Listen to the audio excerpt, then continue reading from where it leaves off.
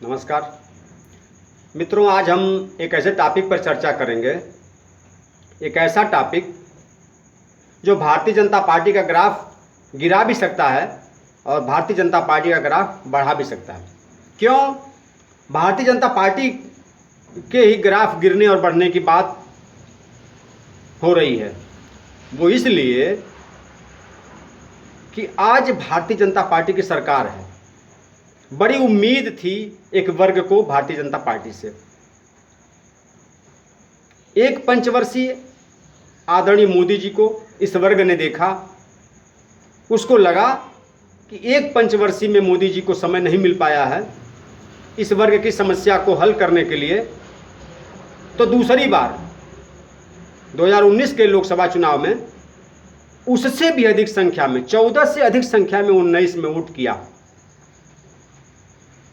बस इस उम्मीद से कि इस बार दोबारा जब मोदी जी गद्दी पर बैठेंगे तो निश्चित रूप से इस वर्ग की समस्या को दूर करेंगे, इसलिए भारतीय जनता पार्टी दोबारा सत्ता में आई। लेकिन साथियों, इस बार ऐसा नहीं होगा, या आने वाले समय में अब ऐसा नहीं होगा, क्योंकि यह वर्ग उत्तर प्रदेश में 14.5% की आबादी में है। वैसे तो ओबीसी की किसी भी जाति का सही आंकड़ा किसी के पास नहीं है। क्यों? क्योंकि जब जाति आधारित जनगणना आज़ादी के बाद से आज तक हुई नहीं, तो फिर कैसे मान लिया जाए कि ओबीसी की कौन सी जात कितनी प्रतिशत है? अब एक दिन टीवी में पूर्व मंत्री माननीय ओम प्रकाश राजभर जी बहस कर रहे थे। डॉक्टर संजय निषाद को भैया कहते हुए कह रहे थे कि भैया अगर आ जाएं तो भाजपा का खाता नहीं खुलेगा। ये 18% है। अब ओम प्रकाश जी जैसा व्यक्ति कह रहा है कि निषाद वर्ग 18% है, तो मुझको भी लगता है कि हो सकता है। लेकिन जो मुझे डॉक्यूमेंट या जानकारी किन्हीं माध्यमों से मिली है, तो उत्तर प्रदेश में निषाद की आबादी 14.5% है। धन्यवाद है ओम प्रकाश जी का, वो जो हमको बढ़ा चढ़ा के बता रहे हैं।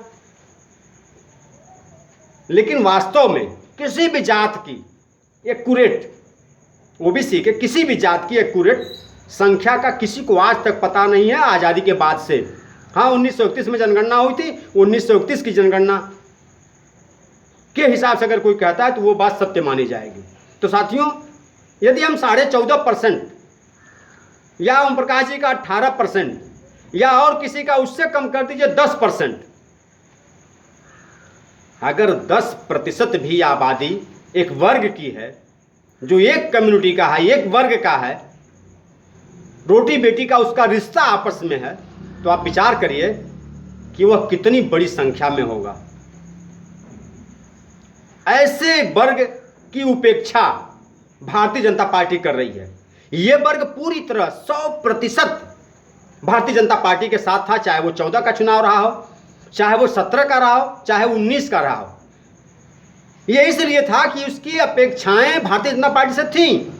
लेकिन 7 साल बीतने के बाद और उत्तर प्रदेश की सरकार 4.5 साल बीतने के बाद इसकी अपेक्षाएं मर रही हैं।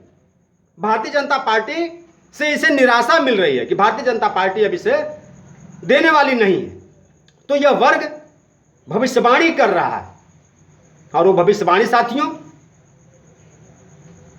उसके अपने आंदोलनों से उपजा है, उसके अपने अनुभवों से उपजा है। मैंने कई गांवों का दौरा किया, वहां जो गंवार लोग हैं, जो अनपढ़ लोग हैं, कभी आंदोलन चलता था आरक्षण के लिए तो यही गंवार लोग खिलाफत करते थे। अभी लगभग 3 साल पहले मैंने अपने चैनल पे एक मोदी जी से निवेदन किया, हाथ जोड़ करके मैंने प्रार्थना किया।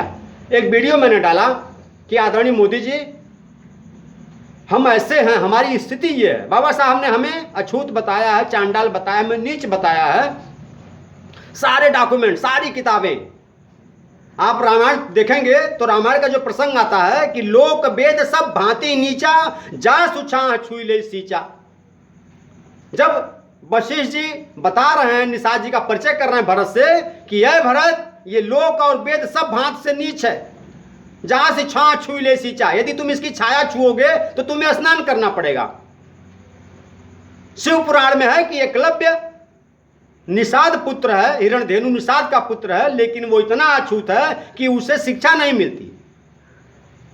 साथियों, सारे उदाहरण, सारी किताबों का निष्कर्ष यह है कि यह एक ऐसा वर्ग है जो वास्तव में अछूत की सारी श्रेणी को पार करता है, और यह अछूत सदियों सदियों से चला आ रहा है।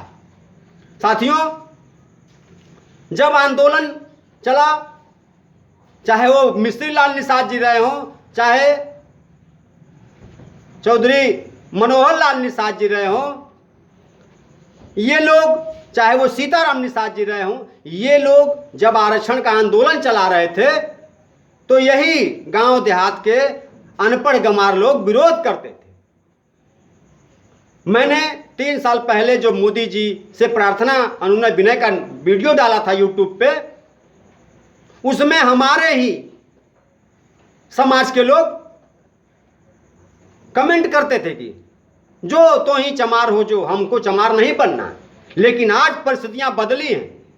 चाहे वो वर्तमान के नेता विशंभर प्रसाद निषाद जी हों, चाहे चौधरी लौटन राम निषाद जी हों, चाहे डॉक्टर संजय हों, चाहे मुकेश सहनी हों, चाहे राम धनी बिंद हों, प्रेमचंद बिंद हों, या मैं गोरखराम निषाद, इन सभी लोगों ने अपनी व्यवस्था अनुसार अनुसूचित जाति जनजाति में जाने के लिए आंदोलन चला रहे हैं, और जिसका नतीजा कि आज वही जो एक जमाने में विरोध करता था गांव का अनपढ़ गंवार, आज वो इन नेताओं से आगे बढ़ गया है और मांग कर रहा है कि हमें आरक्षण चाहिए।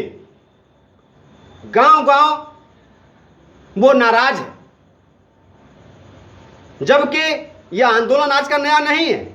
चाहे वो इंदिरा जी, चाहे नेहरू जी, चाहे सोनिया जी, चाहे राहुल जी, ये हमारा समाज मिस्त्री लाल निषाद देवरिया के, एक बार हमसे उनकी वार्ता हो रही थी, बताए कि 10,000 निषादों को लेकर के हम इलाहाबाद में इंदिरा जी को घेरे थे। इतना बड़ा जाम, इतना बड़ा रैला किया गया था उस जमाने में, इंदिरा जी के जमाने में।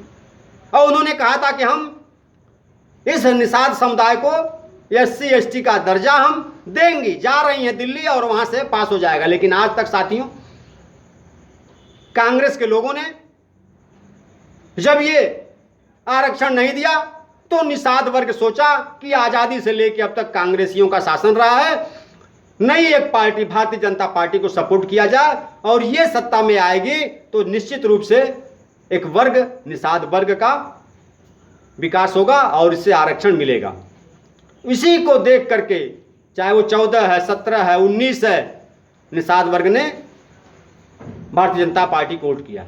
लेकिन साथियों, आज मैं दावे के साथ कह रहा हूं, मेरा अपना गांव में घूमने का जो अनुभव है कि आज चाहे मुकेश सहनी हो, चाहे डॉक्टर संजय हो, या भारतीय जनता पार्टी का कोई भी लीडर जो अपने को निषाद कह के गांव में जाएगा तो वो अकेला है। पूरा गांव उसके विरोध में खड़ा होगा कि जाओ वापस। हमने इतने दिन 4.5 साल यूपी में और 7 साल केंद्र में हमने भारतीय जनता पार्टी की सरकार बनवाई है, और आज इस गांव में तब तक नहीं आना जब तक हमें आरक्षण न मिल जाए। और साथियों, बड़ी दुर्दशा होगी, चाहे वो संजय हो, चाहे मुकेश हो, चाहे भारतीय जनता पार्टी का कोई निषाद लीडर। बहुत सोच समझकर ये गांव में इस बार जाएंगे, नहीं तो आज की जो स्थिति है, ऐसी स्थिति, इतना आक्रोश निषादों में मैंने अपने जीवन काल में नहीं देखा। इतना आक्रोश इस आरक्षण को लेकर के, निषाद वर्ग जो आक्रोशित है, वास्तव में कह रहा हूं, कितना आक्रोश मैंने अपने जीवन में नहीं देखा साथी, जो आज आक्रोश है। अब भारतीय जनता पार्टी के प्रति लोगों में विरोध, नफरत का ज्वाला धधक रही है। साथियों, आज अगर भारतीय जनता पार्टी आरक्षण दे देती है तो जो आक्रोश है उस आक्रोश को, अभी 6 महीना है चुनाव, तो 6 महीने के दौरान समाज को समझाया जा सकता है और समझाकर फिर भारतीय जनता पार्टी के पक्ष में लाया जा सकता है। लेकिन अगर दुर्भाग्य से या कुबुद्धि से भारतीय जनता पार्टी चुनाव के दिन निषाद वर्ग को आरक्षण देती है, तो निश्चित रूप से मैं दावे के साथ कह रहा हूं, मेरा अपना अनुभव है, उसके अनुभव के आधार पर कह रहा हूं कि यही निषाद वर्ग इसे चुनावी मसाला समझकर जो आक्रोश है उस आक्रोश को और उबाल कर भारतीय जनता पार्टी को हराने का काम करेगा साथियों। लेकिन यदि आरक्षण आज मिलता है तो 6 महीने का जो समय मिलता है, इन 6 महीनों में हम सभी लोग मिलकर के इनके आक्रोश को समझा बुझा कर शांत किया जाएगा साथियों। अब मैं जो निषाद समुदाय की भविष्यवाणी है साथियों, उस पर आखिरी में आपको बताता हूं कि भविष्यवाणी उसकी क्या है। तो भविष्यवाणी यही है कि यदि तत्काल भारतीय जनता पार्टी निषाद वर्ग को SC या ST का आरक्षण देती है तो दोबारा वो सत्ता में आसीन होगी, दोबारा सत्ता प्राप्त करेगी। यदि किन्हीं कारणों से भारतीय जनता पार्टी इस निषाद वर्ग को SC या ST का आरक्षण नहीं देती है तो सत्ता से 20 किलोमीटर दूर हो जाएगी। और 20 किलोमीटर का मतलब समझिए साथियों, इस पर कभी आप चर्चा करेंगे तो आपको बताऊंगा कि 20 किलोमीटर मतलब कितने साल तक वो दूर रहेगी सत्ता से। धन्यवाद।